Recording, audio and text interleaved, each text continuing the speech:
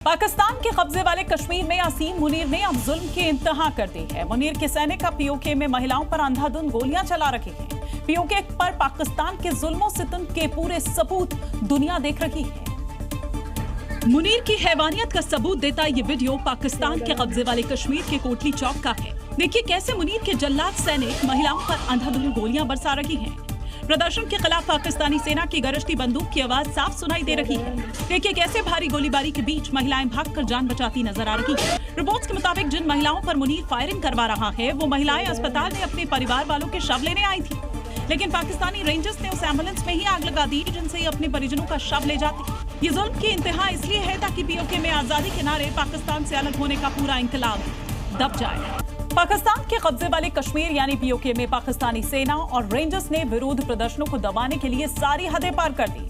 सेना को मिली मुनीर खुली छूट के बाद यहां बीते 2 दिनों में 30 से ज्यादा प्रदर्शनकारियों की गोली लगने से मौत हुई है, लेकिन प्रदर्शनकारी हैं कि पीछे हटने को तैयार नहीं, क्योंकि पाकिस्तानी सैनिक यहां प्रदर्शनकारियों को डराने और तीतर बीतर करने के लिए हवाई नहीं बल्कि सीधा निशाना बनाकर फायरिंग कर रहे हैं।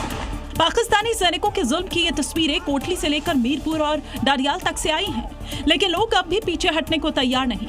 लोग सीना ताने सैनिकों के सामने खड़े हैं और सैनिकों को ललकार रहे हैं। रिपोर्ट के मुताबिक पिछले 2 दिनों में पीओके के भीतर विरोध लगातार बढ़ता जा रहा है और रात में भी प्रदर्शन हो रहे हैं, जिन्हें रोकने के लिए सेना रिहायशी इलाकों में घुस रही है और कई बार तो सड़क पर प्रदर्शन कर रही भीड़ पर अंधाधुंध फायरिंग भी कर रही है।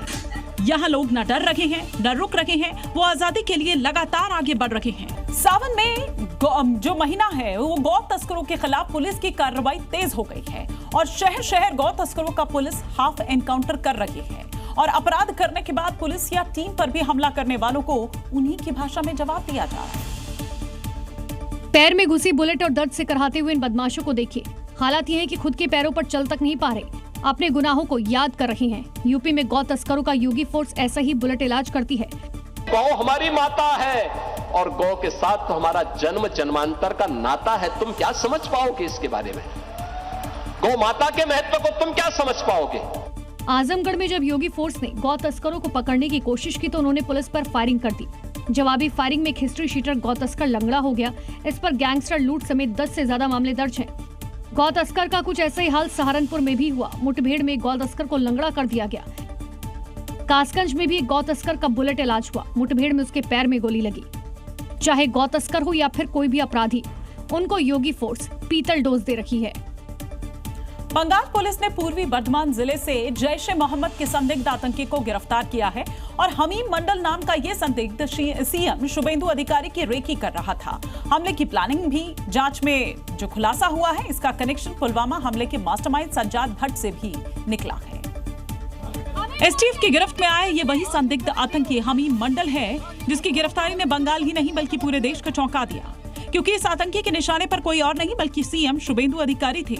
आरोपी पश्चिम बंगाल के बर्धमान स्थित रेनेसा हाउसिंग इलाके के मौजूद इसी घर में किराए पर रह रहा था।